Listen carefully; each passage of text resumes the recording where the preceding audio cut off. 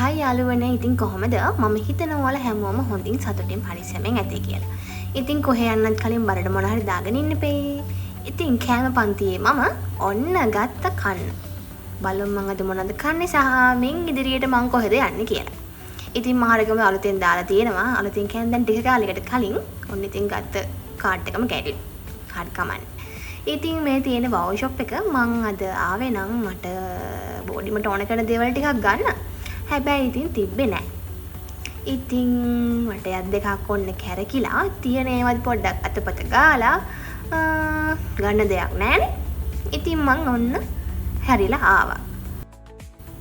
මම එතනින් හැරිලා ගියාට ඔයාලා නම් හැරිලා යන්න එපා. මාත් එක්කම ඉන්න මං කොහෙද යන්නේ කියලා බලමු. මට ඕන කරන දේවල් නැති වුණාට නම් ගෙදරකට අවශ්‍ය කරන බොහෝ දේවල් මෙන්න මෙතන තියෙනවා.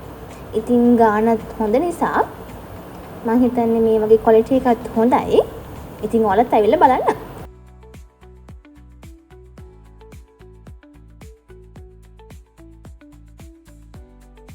ඔන්න ඉතින් මගක් බස් එකේ මගක් පිග්මී එකේ මන් දැන් මේ යන්නේ BMICH එකේ තියෙන ෂූෆෙයා ලෙදර් ෂූෆෙයා එකක් තියෙනවා අන්න ඒකට. ඉතින් බලමුකෝ මොනවද තියෙන්නේ කියලා. ගොඩක් ස්ටෝල් නම් තිබ්බා. හැබැයි චුට්ටක් ගානත් වැඩි සමහර තැන්වල. හැබැයි ඉතින් ලස්සන ෂූ කලෙක්ෂන් තිබ්බා හැමතැනම. ලෙදර් ෂූ තමයි ගොඩක් තිබුණේ. ඉතින් ඔෆිස් යන අක්කලාට අයියලාට අම්මලාට තාත්තලාට ඉස්කෝලේ යන යාළුවන්ටත් ෂූස් තිබුණා DSI එකෙන් බාටා එකෙන් වගේ දාලා. ඉතින් බෑග්ස් තිබුණා. කෑමත් චුට්ටක් තිබ්බා වගේ මතකයි. හරියට මතක නෑ. හරි. ඉතින් බලමු තවත් ඉස්සරහට ගිහිල්ලා තවත් මොනවද තියෙන්නේ සහ ඒ වගේ ප්‍රයිස් කොහොමද කියලා.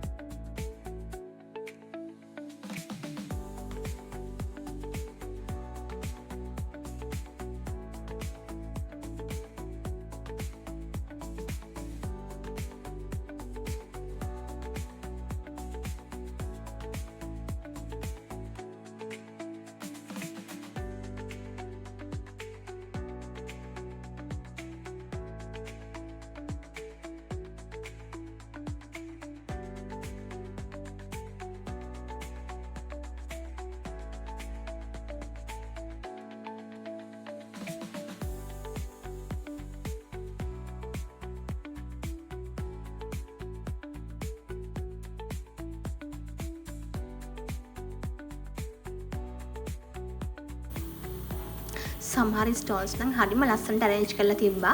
ඒ වගේම මේ ඩිස්ප්ලේ ඒරියා එකකුත් තිබුණා. ඒ කියන්නේ මේ තියෙන තැන ගොඩක් බ්‍රෑන්ඩ්ස් වලින් ඇවිල්ලා එයාලගේ ස්ටෝල්ස් දාලා තිබුණා. එයාලගේ මේ එන්න තියෙන ප්‍රොඩක්ට්ස් කොහොමද කියලා. එන්න තියෙන මේ වගේ ලස්සන ෂූස් තියෙනවා. මේක නම් ඩිස්ප්ලේ එකක් විතරයි.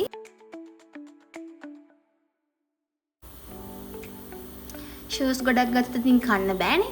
ඉතින් මේ සතියට හරියන්න කෑම බීම ටිකක් ගන්න. ඔන්න මං ආවා. ඉතින් කෝපි ග්‍රීන් ටී මොකද ඉතින් ගොඩක් පැණිසු ಜಾති කනවනේ. ඉතින් ග්‍රීන් ටී එකකුත් බොන්න වෙනවා ඉබේටම. ඉතින් ලොකු බඩු ගොඩක් ගත්තා. ඉතින් කතාව මම පටන් ගත්තේ රසවත් තැනකින්.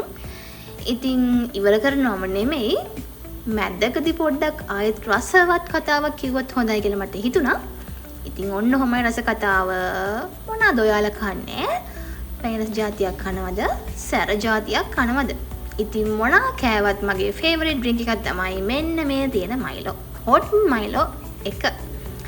ඉතින් හැබැයි මම ළඟදි කාලෙක තමයි මේකට ආස වුණේ. ඔයාලත් ආස ඇති කියලා මම හිතනවා. අපි හැමෝටම එක එක ආසාවල් තියෙනවනේ ඉතින් මෙන්න මේ බඩු ගොඩක් උස්සගෙන හොඳට කාලා මං දැන් යනවා බෝඩිමට.